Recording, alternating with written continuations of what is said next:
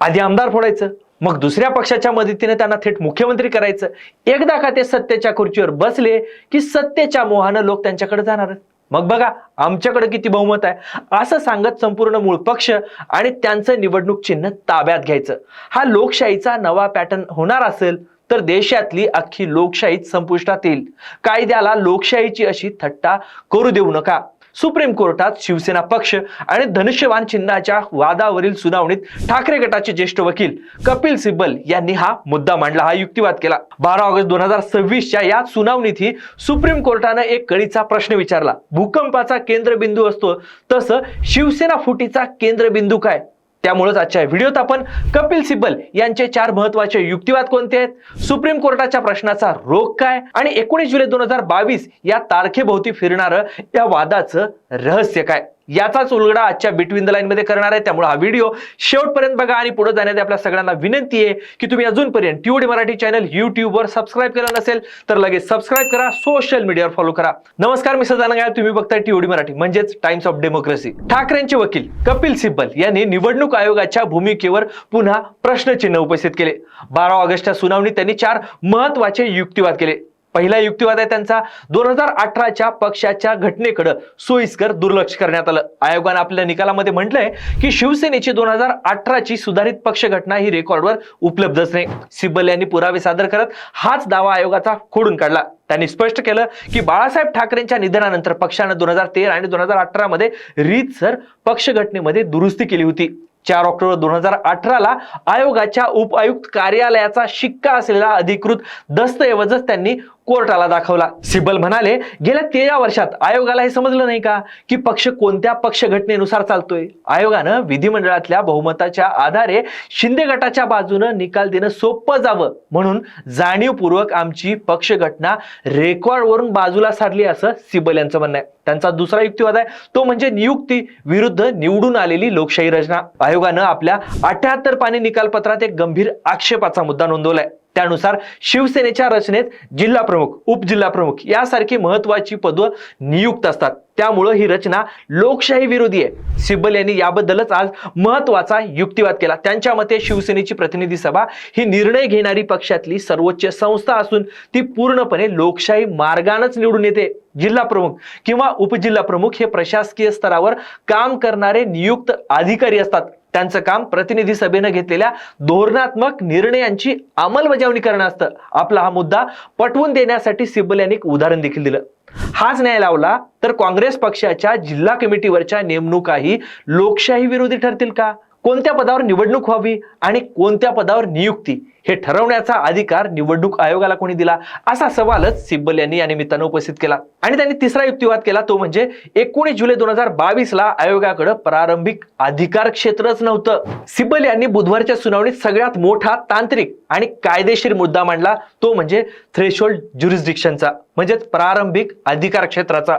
एकनाथ शिंदे यांनी 19 जुलै 2022ला निवडणूक आयोगाकडे धाव घेऊन पक्षावर दावा ठोकला होता। सिब्बल यांच्या मते त्या विशिष्ट दिवशी शिंदे गटाकडे केवळ विधिमंडळातल्या आमदारांच्या बहुमताचं पत्र आणि कथित एका बैठकीचं संशयास्पद पत्र अशा फक्त 2च गोष्टी होत्या। राजकीय पक्षात फूट पडल्याचा कोणताही सकृतदर्शनी पुरावा उपलब्ध नव्हता। चिन्ह वाटप कायद्याच्या परिच्छेद 15 नुसार केवळ विधिमंडळातल्या फुटीला राजकीय पक्षातली फूट मानता येत नाही। त्यामुळे 19 जुलैला निवडणूक आयोगाला या प्रकरणात हस्तक्षेप करण्याचा अधिकारच नव्हता असं सिब्बल म्हणतात। आणि त्यांनी चौथा युक्तिवाद मांडलाय तो म्हणजे मुख्य नेता या नव्या हुकुमशाही पदाची दुटप्पी भूमिका याबद्दलचा। शिंदे गटानं उद्धव ठाकरेंचं पक्षप्रमुख हे पद हुकुमशाही स्वरूपाचं आहे असा आरोप केला होता। सिब्बल यांनी याच दाव्याचा प्रतिवाद केला। ते म्हणाले, ज्या पक्षप्रमुख पदाला शिंदे गट हुकुमशाही म्हणत आहे त्यापेक्षा कितीतरी पटीने जास्त अधिकार असलेलं मुख्य नेता नावाचं नवीन पद एकनाथ शिंदेंनी तयार केलंय आणि त्यावर स्वतःची नियुक्ती देखील त्यांनी करून घेतली आहे। मूळ शिवसेनेच्या संविधानात अशा कोणत्याही पदाचा उल्लेखच नाही। स्वतः बेकायदेशीर पद निर्माण करून त्यावर बसणाऱ्यांनी दुसऱ्याच्या पदाला हुकुमशाही म्हणणं हा निव्वळ दांभिकपणा आहे असं सिब्बल यांनी म्हटलंय। सिब्बल यांचा हाच युक्तिवाद रंगात आलेला असतानाच या सुनावणी दरम्यान ठाकरे गटाची कायदेशीर कोंडी करणारा एक प्रसंग निर्माण झाला। सुप्रीम कोर्टाच्या प्रश्नानं ही ठाकरे गटाची कोंडी झाली। त्यामुळे आता आपण सुप्रीम कोर्टाने केलेल्या टिप्पण्या, निरीक्षणं आणि विचारलेले कळीचे प्रश्न कोणते आहेत, त्याचा अर्थ काय हे समजून घेऊ. न्यायमूर्ती जयमाला बागची यांनी कपिल सिब्बल यांना कोंडीत पकडणारा एक प्रश्न विचारला आणि विशेष म्हणजे हा प्रश्न विचारत असतानाच त्यांनी कपिल सिब्बल यांचा राजकीय पक्षातली फूट ही केवळ आमदारांच्या फुटीपुरती मर्यादित असू शकत नाही, हा तुमचा मुद्दा युक्तिवाद मला मान्य आहे असं त्यांनी आधी स्पष्ट केलं. आणि न्यायमूर्ती बागची म्हणाले की पण जर एखाद्या पक्षातली फूट आधी विधिमंडळ गटात सुरू झाली आणि ती फूट हळूहळू मूळ संघटनात्मक रचनेत आणि अगदी प्राथमिक सदस्यांमध्ये झिरपत गेली तर ती एका मोठ्या संघटनात्मक फुटीचं मुख्य भूकंप केंद्र ठरू शकत नाही का? कोर्टाचा न्यायमूर्तींचा हा प्रश्न तर भारीच होता.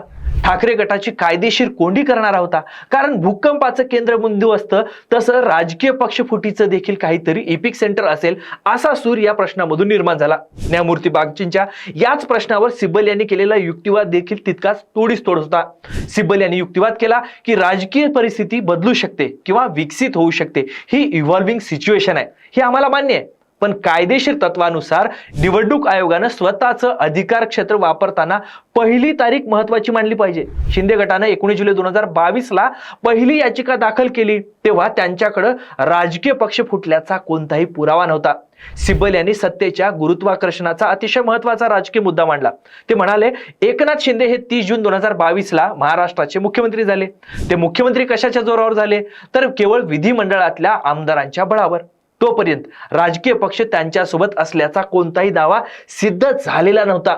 तुम्ही आधी एखाद्या व्यक्तीला बेकायदेशीरपणे मुख्यमंत्री पदावर बसवणार आणि मग बघा मुख्यमंत्री झाल्यामुळं आता त्यांच्या मागे सर्व लोक आणि पदाधिकारी जात आहेत असा तर्क लावणार का? सत्ता हे लोकांना खेचून घेणारं गुरुत्वाकर्षण आहे आणि या गुरुत्वाकर्षणामुळे लोक आपोआप मुख्यमंत्र्यांकडे खेचले जातात, हे ग्राउंडवरचं वास्तव आहे.